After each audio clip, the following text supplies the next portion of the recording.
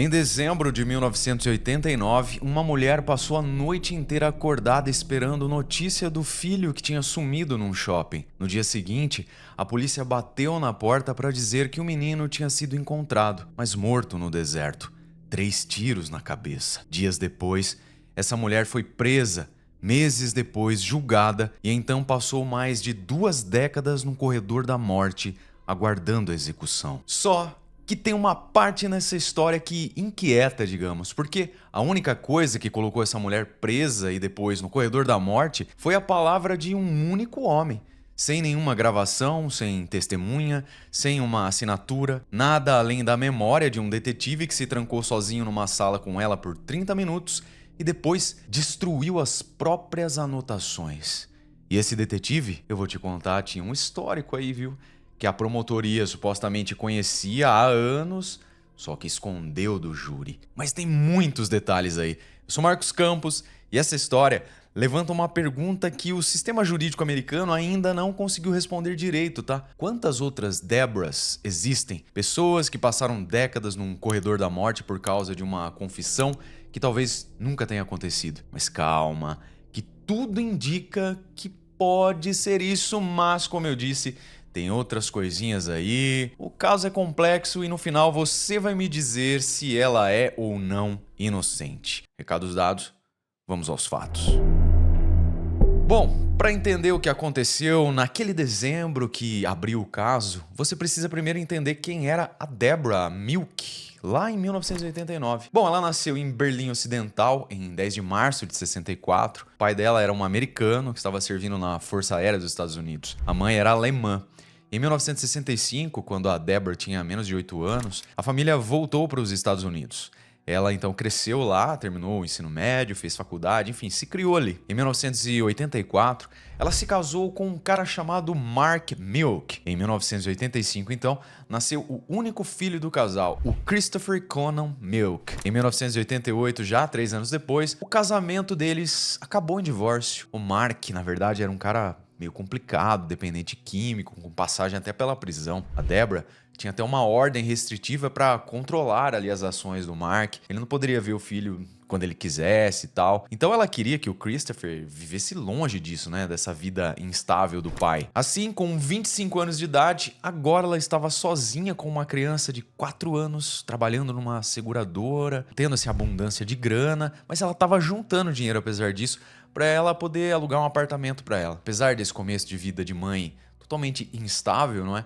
A Deborah tinha planos. Enquanto a Deborah juntava sua grana ali para enfim alugar o apartamento dela, ela e o filhinho Christopher estavam morando junto com um cara, dividindo um apartamento, na verdade, com um homem chamado James Stiers. Ele era um veterano de guerra do Vietnã que ela conheceu por intermédio da irmã. Lembrando que eles eram de família militar e tal, não é? Então, isso aí era um arranjo prático, assim, sem nada voltado aí para romantismo, nada sexual. A Deborah estava ali de favor na casa do cara.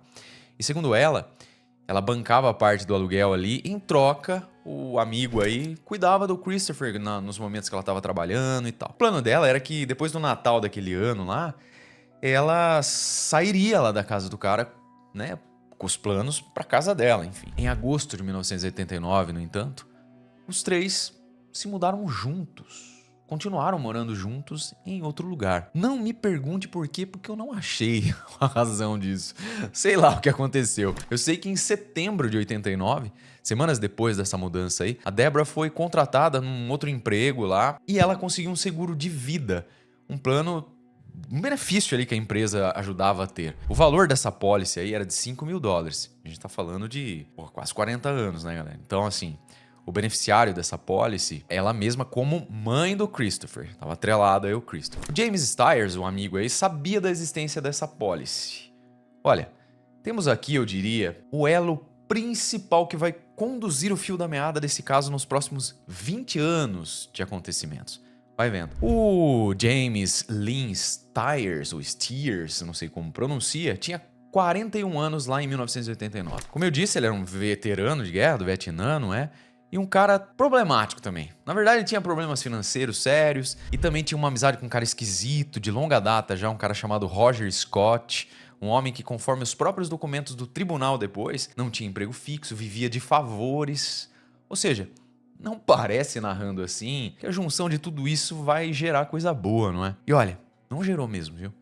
Lembra da introdução do caso, quando eu disse que uma mãe estava lá aflita esperando notícias do filhinho que tinha se perdido no shopping? Então, veja o que, segundo a promotoria, teria acontecido naquele dia lá. E olha, a teoria da promotoria é construída a partir dos interrogatórios do próprio Roger Scott e do James Stiers, tá? Relembrando aqui, o James, amigo da Deborah, e o Roger, amigo do James. Fechou aí? E essa teoria da promotoria é o seguinte: em algum momento antes de dezembro de 89, James e Deborah teriam conversado sobre o seguro de vida do Christopher, atrelado ao filhinho dela, o Christopher. O James teria então proposto um plano e Deborah teria concordado com esse plano. James então teria combinado com o Roger, amigo dele, que os dois levariam o menino até o deserto e James atiraria nele.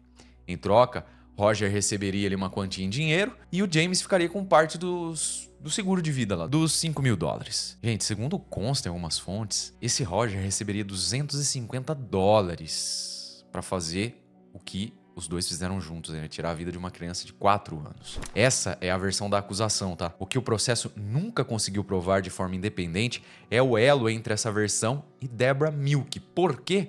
Explico. Porque nem James, nem o Roger nunca, nos próprios julgamentos deles depois, apontaram a Deborah como mandante num tribunal. E a única pessoa que disse que ela tinha a ver com toda essa história aí, teria inclusive confessado, foi um detetive chamado Armando Saldate. Mas calma que eu já falo desse cara pra vocês, tem muito pano pra manga pra falar dele, tá?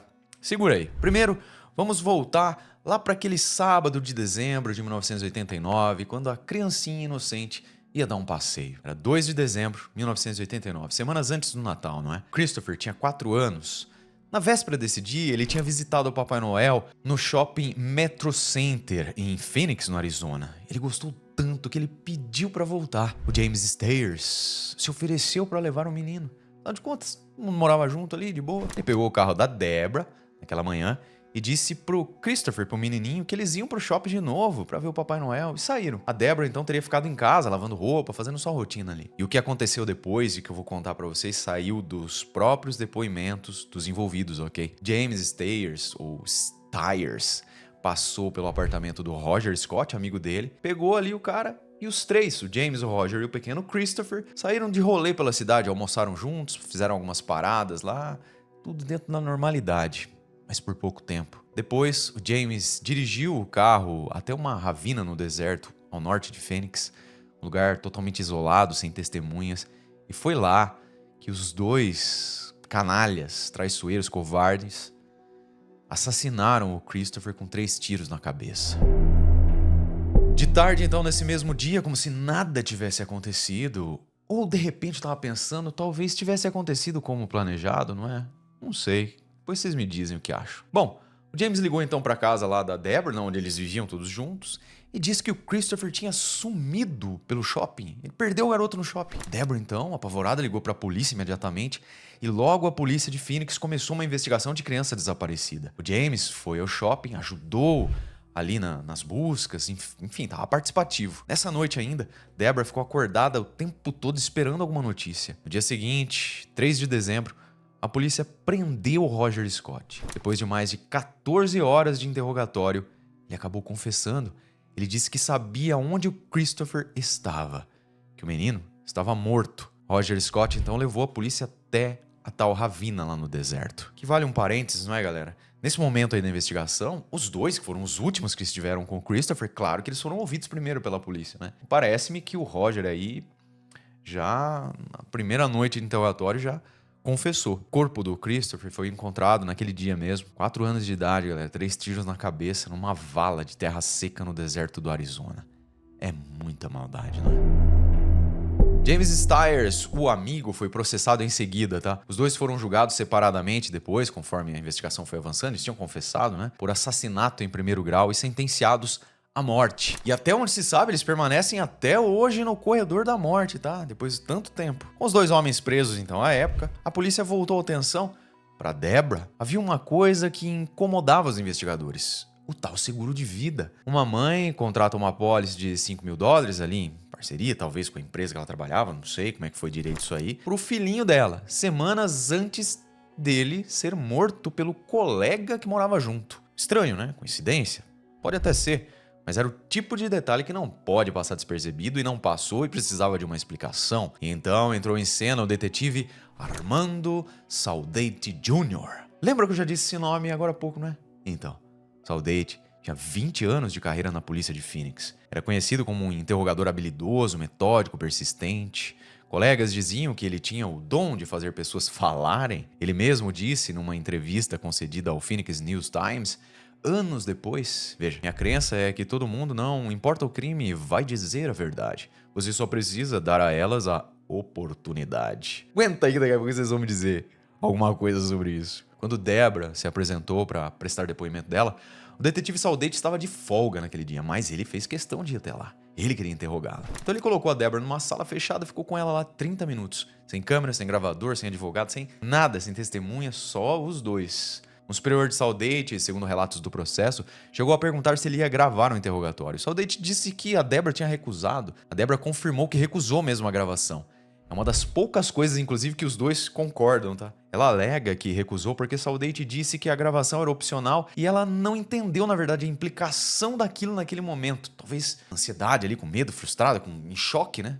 A perda do filho e tal. Saldate alega, no entanto, que a recusa foi deliberada e que ela entendeu sim perfeitamente o que estava acontecendo. 3 dias depois disso, Saldate apresentou um relatório escrito de 7 páginas, descrevendo ali o que tinha acontecido naqueles 30 minutos de interrogatório. Nele, ele afirmava que Deborah Milk tinha confessado espontaneamente que planejou o assassinato do próprio filho com o James Stiers, que ela queria o dinheiro do seguro e que achava que o Christopher ia crescer igual ao pai, um viciado, um criminoso, que o menino era um inconveniente para ela. Saldate escreveu que ela disse o seguinte: só decidi que seria melhor para o Christopher morrer. Ele também escreveu que ela tinha renunciado voluntariamente ao direito de ter um advogado presente no interrogatório ali. Depois de escrever o tal relatório, Saldate destruiu as anotações originais que fez durante o interrogatório.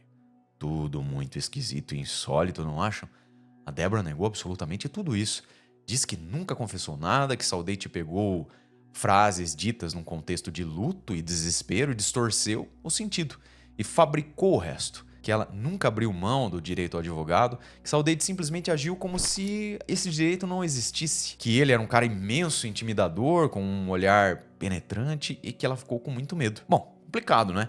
Literalmente a palavra de um contra o outro. Eu diria que, na verdade, essa é a cerne desse caso aqui, que é um dos mais controversos da história. Mas contando até aqui, já antecipa seu comentário e me diz o que você acha. Bom, tempos depois disso, então, a promotoria ofereceu um acordo pro Roger Scott, o amigo da Deborah. Vocês lembram, né? Então, o acordo seria 21 anos de prisão em vez de pena de morte em troca de testemunho contra Deborah Milk. Scott aceitou o acordo, mas quando chegou a hora do julgamento da Deborah, ele não falou nada diretamente no tribunal. Nem o James. Os dois ficaram calados. Nenhum dos dois homens, que de fato foi comprovado que levaram o Christopher ao deserto e mataram o garoto, acusaram a Deborah de nada diante do júri. A única evidência direta contra ela era a palavra do detetive Saldate. E aí tá um outro elo, assim, muito gigantesco desse caso, porque eles não usaram, né? A gente tem mais coisas, mais detalhes, depois vocês vão ligar tudo e você vai falar assim, caramba, mas era a única forma de ter né, um caminho pra seguir, e eles não. Mas segurei. O julgamento da Deborah Milk, galera, aconteceu em 1990, tá? O promotor construiu o caso em cima de 2 pilares: o seguro de vida de $5.000 e a suposta confissão ao detetive. O promotor pintou Deborah como uma mãe que via o filho como um obstáculo, um estorvo para uma vida melhor, uma mulher jovem que queria se livrar da criança, né, que de repente prendia ela ao ex-marido. A defesa tentou desconstruir a confissão. Deborah subiu ao banco das testemunhas e negou cada palavra que o detetive Saldate tinha atribuído a ela. Disse que nunca tinha feito mal ao filho e que Christopher era tudo para ela. Mas Deborah tinha um problema sério antes mesmo de o julgamento começar. Ela não tinha grana, dinheiro. A representação jurídica que recebeu nos primeiros anos foi precária. São detalhes importantes sobre Saldate que poderiam ter mudado o curso do julgamento. Todos esses detalhes nunca foram descobertos, apresentados pela defesa dela. Não porque não existiam, tá, galera? Mas porque a defesa não tinha recurso para investigar a fundo. Mexer ali no vespeiro, não é? Olha, digamos que um advogado de defesa feroz aí ia deitar e rolar nesse caso, não é? Bom, diante de tudo isso, então, o júri teve que escolher naquele momento ali. Acreditar no detetive com 20 anos de carreira, um cara habilidoso no interrogatório, ou acreditar numa mãe que estava sendo acusada de mandar matar o próprio filho para ficar com seguro de vida. O júri escolheu o detetive. Em 18 de janeiro de 1991, Deborah Milk foi sentenciada à morte. Com 26 anos de vida, ela entrou no corredor da morte feminino do Arizona. Uma das apenas 4 mulheres que ocupavam aquele espaço no estado naquele momento. Mas, como acontece às vezes, não é? Tem um caroço nesse angu e eu acho que eu nem preciso falar. O que o júri não sabia e o que a promotoria nunca contou a eles é o plot. Segura essa. Armando Saldate, o detetive habilidoso, tinha um histórico. Olha, tem a ver com habilidade. Não é um rumor, galera. Não é uma acusação sem fundamento, tá? É um histórico documentado com datas, números de processos e descrições detalhadas que o próprio escritório do promotor conhecia e guardou em segredo durante todo o julgamento. Saldate tinha sido suspenso por um tempo, só para vocês terem uma ideia de suas funções. Depois ele terá abordado uma motorista numa blitz e propôs pra ela ali, ó, você tá com umas irregularidades aqui, eu posso fazer vista grossa, mas em troca, né, sabe, né? Então, depois de mentir sistematicamente pros seus superiores sobre o que tinha acontecido, ele só parou de negar quando ele foi submetido a um polígrafo e o resultado foi desfavorável. Mas foram só 5 dias de suspensão e ele voltou a trabalhar. E não acaba aí não, claro. Em 4 casos distintos, juízes tinham anulado confissões ou indiciamentos porque concluíram que Saldate tinha mentido sob juramento. Em outros 4, confissões foram suprimidas porque ele tinha violado os direitos constitucionais dos suspeitos durante o interrogatório. Num desses casos, ele interrogou uma pessoa que estava sofrendo de uma fratura no crânio. O homem estava tão desorientado que não sabia o próprio nome, não conseguiu dizer o ano, não sabia quem era o presidente naquele momento. As perguntas básicas que eles fazem para saber se a pessoa está orientada ou não. Saldate interrogou ele mesmo assim e produziu uma confissão, entre aspas. Em outro, ele interrogou um suspeito aí num quarto de hospital com um homem conectado a um soro ali, medicamento, alternando entre consciência e inconsciência. O Saldate disse à enfermeira que ela não podia administrar analgésicos ao paciente, aquele paciente ali especificamente, enquanto ele ainda não tivesse terminado de falar com ele. E esse, galera, era o homem cuja palavra tinha colocado a Deborah Milk no corredor da morte. O Tribunal de Apelações, anos depois, descobriu tudo isso após pesquisadores da defesa passarem mais de 7.000 horas vasculhando processos judiciais à procura do nome de Saldate. 7.000 horas para encontrar o que a promotoria já tinha e não entregou. Aqui eu diria que tem mais um elo, né? Porque, tipo assim, se ela de fato confessou, quando você olha o histórico podre do cara, aí você fica do lado dela e fala assim, vou acreditar nela porque ela tá falando que não confessou. Agora, se ela não confessou de fato, e aí você olha o histórico do cara, você fala, pô, ela não confessou mesmo. Só que tem as... Por que os caras fariam aquilo, não é? Bom, a defesa chegou a intimar os registros de Saldate, falando dele ainda, durante o julgamento original, tá? O Estado pediu ao tribunal para bloquear essa intimação. O tribunal acatou, parcialmente. Os registros mais comprometedores nunca chegaram ao júri. Por mais de 22 anos, Deborah Milk acordou toda manhã no corredor da morte no Arizona sob a acusação de ter matado ou mandado matar o próprio filho. Ela, claro, entrou com recursos, perdeu, entrou com mais recursos. Os tribunais estaduais mantiveram a condenação repetidamente. Sem dinheiro, com representação precária nos primeiros anos ali, o processo foi avançando lentamente pelos tribunais federais. Deborah se tornou um caso relativamente conhecido nos círculos de ativismo contra condenações injustas, uma das mulheres mais mencionadas quando se fala em erros do sistema de pena de morte americano. Mas condenações injustas são difíceis de reverter, viu? Muito difíceis, eu diria. O sistema não gosta de admitir muito que errou, sabe? Especialmente em casos de homicídio. Mas sempre tem um mas, não é?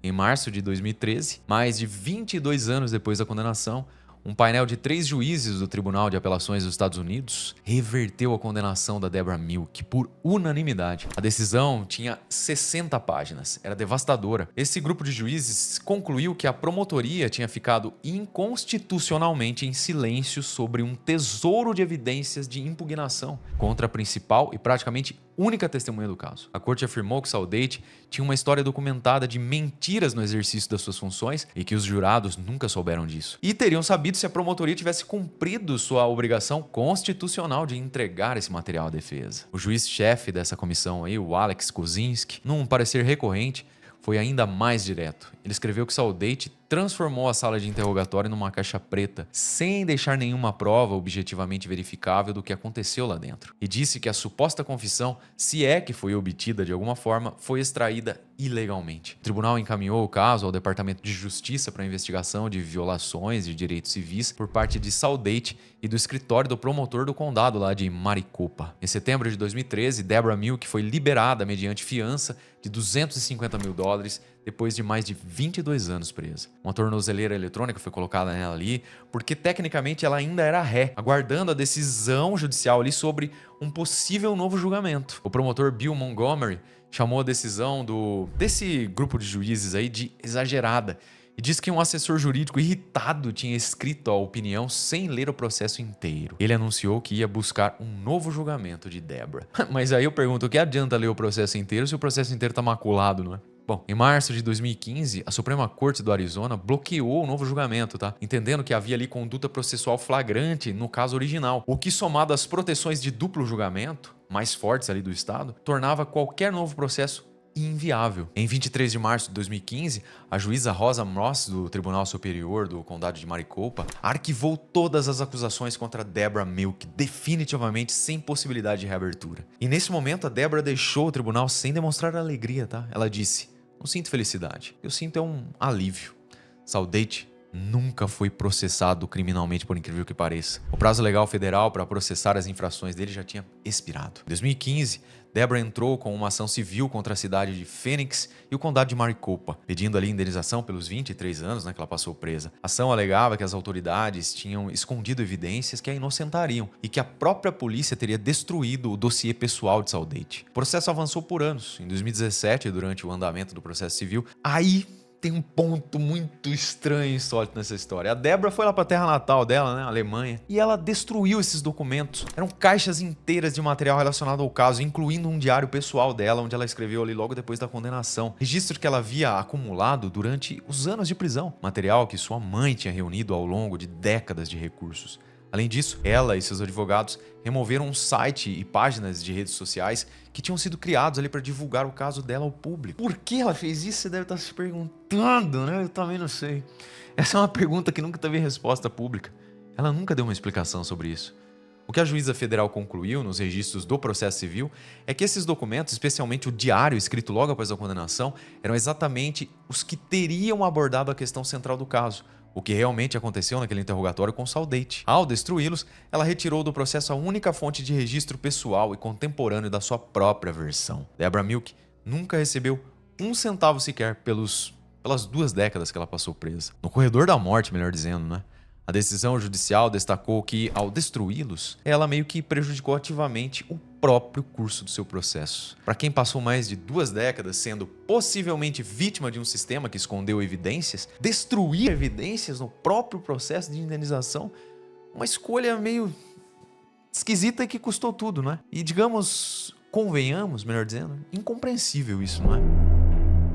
James Stiers e Roger Scott continuam no corredor da morte lá no Arizona. Ninguém discute que foram eles que levaram o pequeno Christopher naquele carro para passear, mas foram com ele ao deserto e atiraram 3 vezes na cabeça da criança naquele sábado de dezembro, onde o menininho achava que estava indo ver o Papai Noel. O que ficou sem resposta definitiva é mais simples e talvez mais perturbador do que qualquer teoria, tá? O que de fato aconteceu naqueles 30 minutos numa sala fechada, sem câmera, sem gravação, sem testemunha, com as anotações destruídas logo depois. Uma mulher diz que nunca confessou nada. Um detetive com histórico documentado de mentiras sob juramento diz que ela confessou sim. Os únicos 2 homens que poderiam corroborar alguma coisa, os que de fato mataram a criança, não apontam ela como mandante no tribunal. Eu acho que essa é a parte que mais confunde a gente, não é? Afinal de contas, se os 2 homens ganhariam algo com a morte da criança, alguma relação eles teriam que ter com a mãe da criança, vocês não acham? Porque não tinha nenhuma outra ligação ali. Se não for isso, qual seria a outra razão? Maldade? E olha, foi justamente essa grande interrogação que embasou toda a acusação do caso, tá? Eles falavam que assim, ela teria que ter uma ligação com eles. Apesar de tudo isso, de fato, ela ficou presa, né? O sistema acreditou no detetive. E depois, quando ela tentou provar que tinha sido vítima desse sistema, ela destruiu as provas que ela mesma tinha guardado. Se esse caso não é insólito, eu não sei qual é. O pequeno Christopher Milk teria hoje 40 anos de idade. Abduzidos Deixa aqui pra mim seus comentários. Tô curioso pra saber o que vocês pensam sobre tudo isso. Definitivamente um dos casos mais insólitos e mais controversos que eu já contei por aqui. Obrigado pela sua companhia, um beijo do Ruivo. Até o próximo episódio.